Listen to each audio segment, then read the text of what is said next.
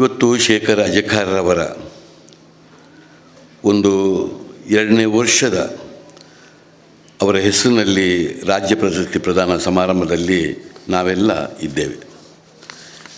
ಶೇಖರ್ ಅಜಕಾರ್ರವರ ಭಾಳ ದೀರ್ಘವಾದಂಥ ಒಡನಾಟ ಇದ್ದವ ನಾನು. ಅವರು ಇವತ್ತು ಜೀವನ ಪರ್ಯಂತ ಭಾಳಷ್ಟು ವಿದ್ಯಾರ್ಥಿಗಳ ಜೊತೆಯಲ್ಲಿ, ಅದರಲ್ಲೂ ಮುಖ್ಯವಾಗಿ ಮಕ್ಕಳು ಅಂತೇಳಿದರೆ ಅವರಿಗೆ ಅಪಾರವಾದಂಥ ಒಂದು ಗೌರವ, ಪ್ರೀತಿ. ಇವತ್ತು ಈ ಪ್ರಶಸ್ತಿ ಪ್ರದಾನ ಸಮಾರಂಭವೂ ಕೂಡ ನಮ್ಮ ರಾಜರಾಜೇಶ್ವರಿ ವಿದ್ಯಾಸಂಸ್ಥೆ ಅಡಿಯಲ್ಲಿ ದೇವಿಪ್ರಸಾದ್ ಶೆಟ್ಟರವರ ಒಂದು ಮಾರ್ಗದರ್ಶನದಲ್ಲಿ ಇಲ್ಲಿ ಆಗುವುದು, ಅದು ಈ ವಿದ್ಯಾರ್ಥಿಗಳ ಎದುರಿನಲ್ಲಿ ಆಗುವುದು ಭಾಳ ಅರ್ಥಪೂರ್ಣ ಅಂತ ನಾನು ನೆನೆಸ್ಕೊಂಡಿದ್ದೇನೆ.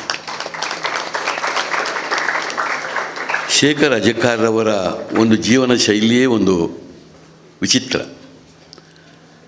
ಒಬ್ಬ ಶ್ರೀಸಾಮಾನ್ಯನಾಗಿದ್ದುಕೊಂಡು ಅವರಂಥ ಒಂದು ಐಶ್ವರ್ಯವಂತರಲ್ಲ.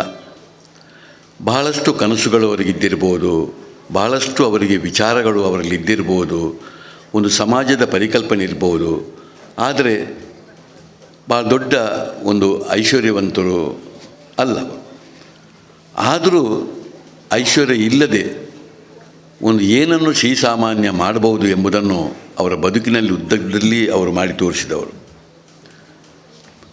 ಇವತ್ತು ವಿದ್ಯಾಭ್ಯಾಸವನ್ನು ಭಾಳ ಕಷ್ಟದಲ್ಲಿ ಒಂದು ಪದವಿಯನ್ನು ಪಡೆದ ಮೇಲೆ ಬೊಂಬಾಯಿಯ ಮೇಲೆ ಅವರಿಗೆ ಆಸಕ್ತಿ ಬಂದು, ಬೊಂಬಾಯಿಯಂಥ ಮಹಾನಗರಕ್ಕೆ ನಾನು ಹೋಗಬೇಕು ಅಂತ ತೀರ್ಮಾನ ಮಾಡಿ, ಆ ಕಾಲದಲ್ಲಿ ಬೊಂಬಾಯಿಯಂಥ ಮಹಾನಗರದಲ್ಲಿ ಹೋಗಿ ಅಲ್ಲಿ ಕರ್ನಾಟಕ ಮಲ್ಲದಲ್ಲಿ ಉಪಸಂಪಾದಕರಾಗಿ ಕೆಲಸ ಮಾಡಿದಂಥ ಸಮಯ. ಅಷ್ಟೇ ಅಲ್ಲ, ಒಬ್ಬ ವಿಚಾರವಂತ, ಒಬ್ಬ ಸೃಜನಶೀಲತೆ ಇದ್ದವ ಎಲ್ಲಿ ಹೋದರೂ ಕೂಡ ಅವರು ಇರುವಂಥ ಜಾಗದಲ್ಲಿ ತನ್ನ ಇರುವನ್ನು ಬೇರೆ ಬೇರೆ ವಿಧದಲ್ಲಿ ತೋರ್ಪಡಿಸ್ತಾರೆ. ಹಾಗೆ ಭಾಳ ಕಷ್ಟದಲ್ಲಿ ಹೋಗಿ ಜೀವನ ಮಾಡುವಂಥ ಶೇಖರ್ ಅಜಕಾರ್ ಮುಂಬೈ ಅಂತ ಮಹಾನಗರಕ್ಕೆ ಹೋದ ಮೇಲೆಯೂ ಕೂಡ ಅಲ್ಲೂ ಕೂಡ ಸುಮ್ಮನೆ ಕೂತ್ಕೊಳ್ಳಿಲ್ಲ. ಮುಂಬೈ ವಿವಿಯಲ್ಲಿ ಕನ್ನಡದ MA ಮಾಡಿ ಅಲ್ಲಿ ಒಂದು ಚಿನ್ನದ ಪದಕವನ್ನು ಪಡೆದಂಥ ಒಬ್ಬ ವ್ಯಕ್ತಿ. ಚಿನ್ನದ ಪದಕವನ್ನು ಮಾಡಿದ ಮೇಲೆ ಜರ್ನಲಿಸಮ್ನಲ್ಲಿ ಸ್ನಾತಕೋತ್ತರ ಪದವಿಯನ್ನು ಕೂಡ ಮಾಡಿಕೊಂಡು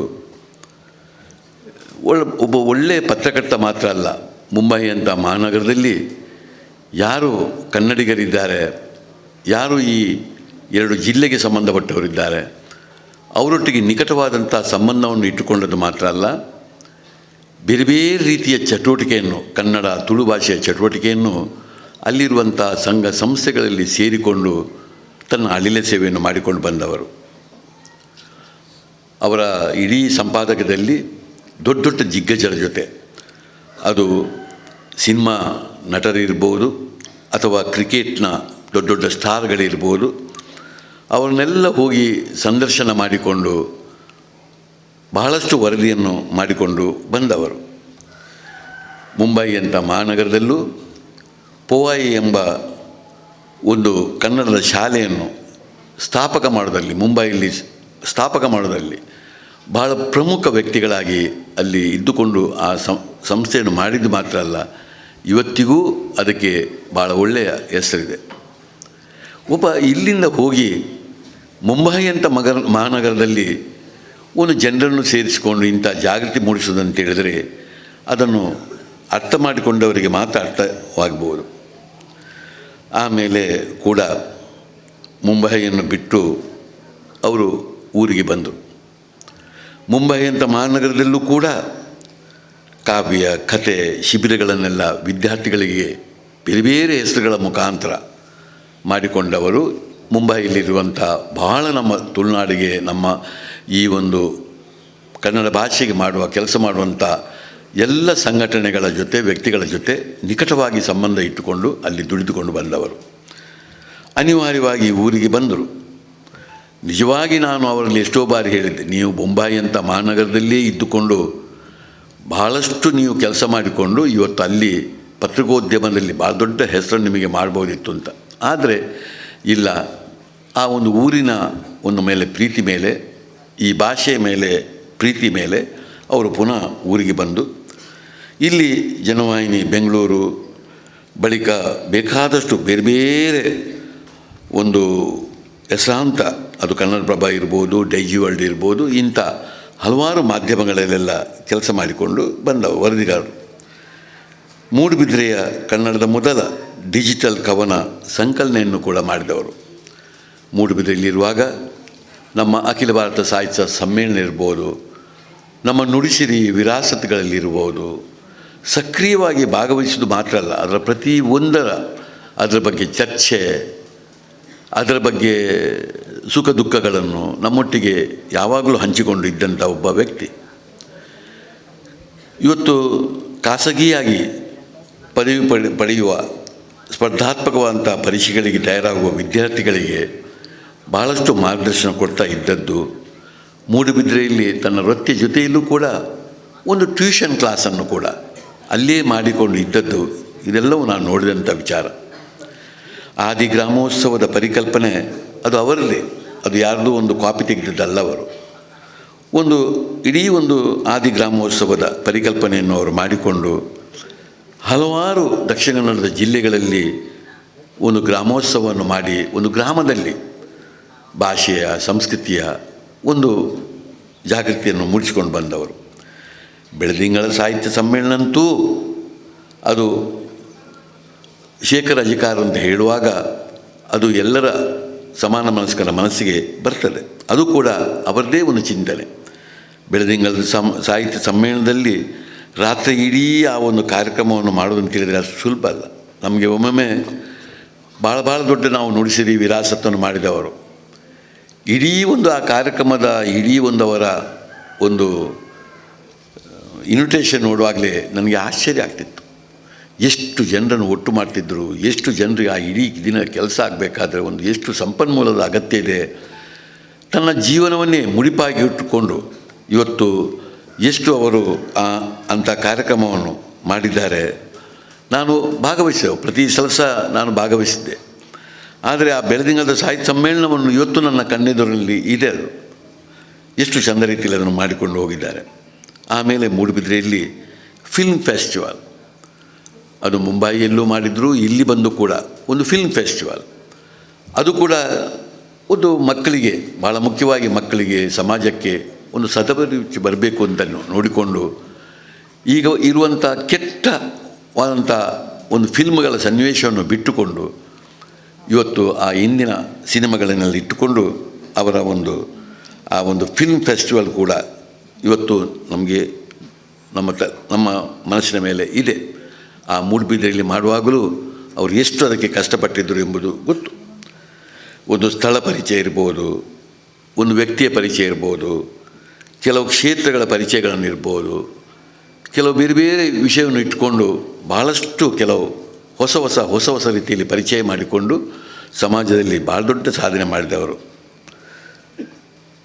ಅವರಿಗೆ ಮುಂಬೈಯಲ್ಲಿ ಇರುವಾಗ ಅದು ಸಣ್ಣ ಒಂದು ಪ್ರಶಸ್ತಿ ಅಲ್ಲ, ಅಗ್ನಿಶಿಖಾ ಮಂಚ್ ಅಂತೇಳಿ ಮಾಧ್ಯಮದ ಪ್ರಶಸ್ತಿ.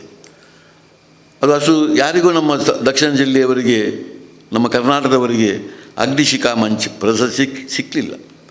ಅದು ರಾಷ್ಟ್ರೀಯ ಮಟ್ಟದ ಒಂದು ಪ್ರಶಸ್ತಿ. ಅದನ್ನೂ ಕೂಡ ಅಜಿಕಾರ್ರವರು ಪಡೆದದ್ದು ಅದು ನಮ್ಮ ದಕ್ಷಿಣ ಜಿಲ್ಲೆ ಸಿಕ್ಕಿದಂಥ ಭಾಳ ದೊಡ್ಡ ಗೌರವ ಅಂತ ನಾನು ನೆನೆಸ್ಕೊಂಡಿದ್ದೇನೆ. ಒಂದು ವಿಭಿನ್ನವಾದ ಕಲಾವಂತಿಕೆ ಹಾಗೂ ಚಟುವಟಿಕೆಯ ಮತ್ತು ಭಾಳಷ್ಟು ಸೃಜನಶೀಲತೆ ಇದ್ದಂಥ ಭಾಳ ದೊಡ್ಡ ಪಾದರಸದಾಗೆ ಒಂದು ಚಲನವನ್ನು ಮಾಡ್ತಾ ಇದ್ದಂಥ ಒಬ್ಬ ವ್ಯಕ್ತಿ. ಇವತ್ತು ಅವರು ನಮ್ಮೊಟ್ಟಿಗೆ ಹೆಚ್ಚು ಕಾಲ ಬದುಕುವಂಥ ಭಾಗ್ಯವನ್ನು ಅವರು ದೇವರು ಕೊಡಲಿಲ್ಲ. ಆದರೆ ಅವರು ಇರುವಂಥ ಕಾಲದಲ್ಲಿ ಭಾಳಷ್ಟು ಇವತ್ತು ಕೆಲಸ ಮಾಡಿ ಕನ್ನಡದ ಮೇಲೆ, ತುಳು ಭಾಷೆಯ ಮೇಲೆ, ಸಾಂಸ್ಕೃತಿಕ ಮೇಲೆ ಹಲವಾರು ಒಳ್ಳೆಯ ಕೆಲಸವನ್ನು ಮಾಡಿಕೊಂಡು ಒಂದು ಒಳ್ಳೆಯ ಸಮಾಜದ ಪರಿಕಲ್ಪನೆ ಅವರ ಇದ್ದುಕೊಂಡು ಅವರಲ್ಲಿರುವಂಥ ಎಲ್ಲ ಸಮುದಾಯದವರೊಟ್ಟಿಗೂ ಒಂದು ಒಳ್ಳೆಯ ಜೀವನದ ತಿಳುವಳಿಕೆಗಳನ್ನು ಇದ್ದುಕೊಂಡು ಇದ್ದವರು. ನಾನು ಆಗ ಹೇಳಿದಾಗೆ ಮಕ್ಕಳ ಮೇಲೆ, ಶಾಲಾ ಮಕ್ಕಳ ಮೇಲೆ ಅಪಾರವಾದಂಥ ಅವರ ಪ್ರೀತಿ ಅವರಿಗೆ. ಅವರಿಗೊಂದು ಒಳ್ಳೆಯ ಮನಸ್ಸನ್ನು ಕಟ್ಟಲಿಕ್ಕಾಗಿ ಬಹಳ ಕೆಲಸವನ್ನು ಮಾಡಿದವರು.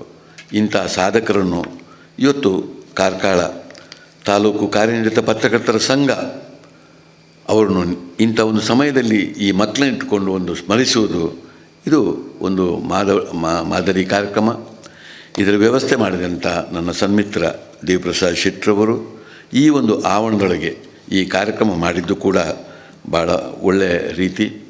ಅವರ ಮಡದಿ ಇದರಲ್ಲಿ ಕೂತ್ಕೊಂಡಿದ್ದಾರೆ. ನನಗೆ ಗೊತ್ತಿದೆ ಅವರ ಜೀವನ ಎಷ್ಟು ಕಷ್ಟದಾಯಕವಾಗಿದೆ ಎಂಬುದು ನನಗೆ ಗೊತ್ತಿದೆ. ಹಿಂದೆಯೂ ಅವರು ಇರುವಾಗಲೂ ಭಾಳ ಆರ್ಥಿಕವಾಗಿ ಕಷ್ಟ ಸಾಧ್ಯದಲ್ಲಿದ್ದವರು. ಈಗಲೂ ನನಗೆ ಗೊತ್ತಿದೆ. ನಾನು ಅವರಿಗೆ ಖಂಡಿತ ಔಪಚಾರಿಕವಾಗಿ ಹೇಳೋದಲ್ಲ, ನಾನು ಆಗಲೂ ಹೇಳಿದ್ದೇನೆ. ನನಗೆ ಅವರು ಸ್ವರ್ಗಸ್ಥರಾದಾಗ ಪ್ರಥಮವಾಗಿ ಬೆಳಿಗ್ಗೆ ಬೇಗ ನನಗೆ ಹೇಳಿದ್ದೆ ಯಾರು ಕೇಳಿದರೆ ಅವರ ಮಗನೇ. ಅಷ್ಟು ಸಣ್ಣ ಮಗ ನನಗೆ ಫೋನ್ ಮಾಡಿ ನನ್ನ ತಂದೆ ನಮ್ಮನ್ನು ಬಿಟ್ಟು ಹೋದರು ಅಂತೇಳಿ ಒಂದು ಅದೇ ಮಾತನ್ನು ನಾವು ಹೇಳಿದ, ತುಳಿನಲ್ಲಿ ಹೇಳಿದ. ನನಗೆ ಏನು ಅಂತಲೇ ಆಗ ಅರ್ಥ ಆಗಲಿಲ್ಲ. ನಮ್ಮನ್ನು ಬಿಟ್ಟು ಹೋದರು ಅಂತ ಹೇಳುವಾಗ ನಾನು ಏನು ಮತ್ತು ಕೇಳುವಾಗ ಹೇಳುವಾಗ ನನಗೆ ಆ ಮಗನನ್ನು ನೆನೆಸುವಾಗಲೇ ಭಾಳ ಬೇಸರವಾಗ್ತದೆ. ಖಂಡಿತ ನಾನು ಅವರ ಮಡದಿ ಹತ್ರ ಹೇಳೋದು, ಇಂಥ ಸಂದರ್ಭದಲ್ಲಿ ನಾವು ಖಾಲಿ ಔಪಚಾರಿಕವಾಗಿ ಮಾತಾಡೋದಲ್ಲ. ಅವನ ಖಂಡಿತ ಮಕ್ಕಳಿಗೆ ವಿದ್ಯಾಭ್ಯಾಸ ಬೇಕಿದ್ದರೆ ನಮ್ಮ ವಿದ್ಯಾಸಂಸ್ಥೆಯಲ್ಲಿ ಕಲಿಯುವುದಾದರೆ ಯಾವಾಗ ಬೇಕಾದರೂ ತಂದು ನಮ್ಮ ಹಾಸ್ಟೆಲ್ನಲ್ಲಿ ಬಿಡಿ. ಹಾಸ್ಟೆಲ್ನಲ್ಲಿ ಅವನಿಗೆ ಕೂತ್ಕೊಳಿಸಿ ಅವರಿಗೊಂದು ವಿದ್ಯಾಭ್ಯಾಸ ಬೇರೆ ಏನು ನಮಗೆ ಮಾಡಲಿಕ್ಕೆ ಆಗದೆ ಹೋದರೂ, ಈಗ ದೇವಪ್ರಸಾದ್ಗಾಗಲಿ ನಮಗಾಗಲಿ ಅಥವಾ ಅಧಿಕಾರನಲ್ಲಿ ಈಗ ನನ್ನ ಸನ್ಮಿತ್ರ ಸುಧಾಕರ್ ಶೆಟ್ಟಿ ಇದ್ದಾರೆ, ನಮಗೆ ಯಾರಿಗೇ ಆಗಲಿ ಒಂದು ಅವರ ಮಕ್ಕಳಿಗೊಂದು ವಿದ್ಯಾಭ್ಯಾಸ ಕೊಡಲಿಕ್ಕೆ ತೊಂದರೆ ಇಲ್ಲ. ಆದರೆ ನೀವು ಆಯಿತು ಅಂತ ಹೇಳಿದರೆ ನಿಮ್ಮ ಮಗ ಭಾಳ ಮೆಚ್ಯೂರಿಟಿ ಇದ್ದವ, ನನಗೆ ಗೊತ್ತುಂಟು. ಅವನಾಗಲೇ ಭಾಳ ಮೆಚ್ಯೂರಿಟಿ ಇದ್ದವ. ಅವನ ಪ್ರಾಯಕ್ಕಿಂತ ದೊಡ್ಡದು ಅವನ ಮಾತು, ಅವನ ಮೆಚ್ಯೂರಿಟಿ ನಾನು ಇದ್ದದ್ದನ್ನು ಗಮನಿಸಿದ್ದೇನೆ. ಅವನಿಗೆ ಯಾವ ಸಂದರ್ಭದಲ್ಲಿ ಬೇಕಾದರೂ ನಮ್ಮ ಕ್ಯಾಂಪಸ್ನಲ್ಲಿ ಬಿಟ್ಟು ಬಿಡಿ. ಅವನಿಗೆ ಒಂದು ವಿದ್ಯಾಭ್ಯಾಸ, ಅವನಿಗೆ ಇಷ್ಟ ಇದ್ದಂಥ ವಿದ್ಯಾಭ್ಯಾಸವನ್ನು ಕೊಡುವಲ್ಲಿ ಖಂಡಿತ ಅವನಿಗಾಗಲಿ ಅವನ ತಂಗಿಗಾಗಲಿ ನಾವು ಬಿಟ್ಟು ಕೊಡೋದಿಲ್ಲ. ಅಷ್ಟು ನಿಮಗೆ ನಾವು ಉಚಿತವಾಗಿ ಏನೂ ನಿಮ್ಮಿಂದ ಅಪೇಕ್ಷೆ ಮಾಡದೆ ನಿಮಗೆ ಆಗಿ ನಾವು ಮಾಡಲಿಕ್ಕೆ ಸದಾ ಸಿದ್ಧ ಅಂತೇಳಿ ಈ ಮಾತನ್ನು ಹೇಳಿಕೊಂಡು ಈ ಒಂದು ಕಾರ್ಯಕ್ರಮ ಇದು ಪ್ರತಿ ವರ್ಷವೂ ನಡೀಬೇಕು, ಪ್ರತಿ ವರ್ಷವೂ ಮುಂದೆ ಹೋಗಬೇಕು. ಯಾವತ್ತೂ ಕಾರ್ಯನಿರತ ಪತ್ರಕರ್ತರ ಸಂಘ ಶೇಖರ್ ರಜಾಕರ್ ಅವರ ಈ ಕಾರ್ಯಕ್ರಮ ಪ್ರತಿ ವರ್ಷ ಆಗುವಾಗ ನಾನಂತೂ ನಿಮ್ಮ ಜೊತೆಯಲ್ಲಿ ಪ್ರತಿ ಸಮಯದಲ್ಲೂ ಇದ್ದೇನೆ ಎಂಬ ಮಾತನ್ನು ಹೇಳಿಕೊಂಡು ಎಲ್ಲರಿಗೂ ಶುಭ ಕೋರಿ ನನ್ನ ಮಾತನ್ನು ಮುಗಿಸ್ತಾ ಇದ್ದೇನೆ.